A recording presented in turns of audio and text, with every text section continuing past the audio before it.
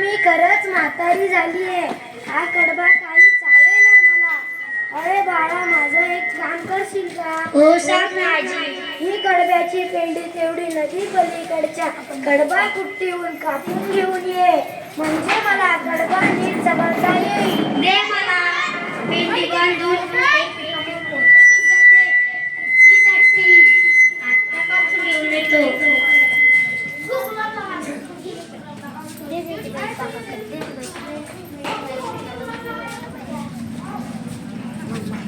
बैल काका, मला नदी पलीकडच्या कडबा कुट्टीवर जायचंय.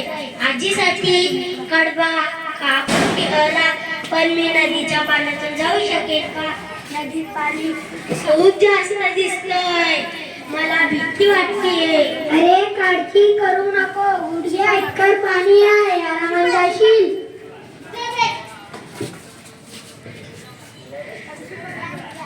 अरे बेड्या, कुठे चाललास? नदीला पाणी जास्त आलंय, वाहून जाशील. खारुताई, पाणी जास्त नाहीये असं बैकाकाने सांगितलं, मला आरामात जाता येईल असं ते म्हणाले. अरे वेड्या, असं मुळीच नाहीत. कालच आमची एक मैत्रीण पाण्यातून पलीकडे जाताना वाहून गेली. असा वेडेपणा करू नको, मागे फिर.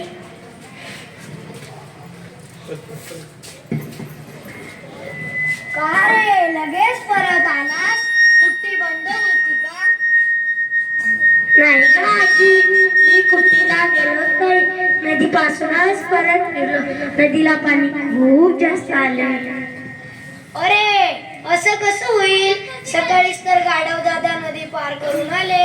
ते म्हणत होते की माझ्या पोटापर्यंत बी पाणी नव्हतं. अगं, मला बैकाकाने सांगितलं की पाणी कमी आहे, पण खारुताईने सांगितलं की तिची एक मैत्रीण पाण्यातून पलीकडे जाताना वाहून गेली. मग मी घाबरलो आणि परत फिरलो. अरे, नीट विचार कर. बैल काका किती उंच आहे आणि खारुताई किती बुटकी. तिला पाणी जास्तच वाटेल ना, पण खारुताईपेक्षा तू मोठा आणि उंच आहे. तुला घाबरायचं काय कारण? खरंच की, आलं माझ्या लक्षात. आता कडबं कापून घेऊन येतो.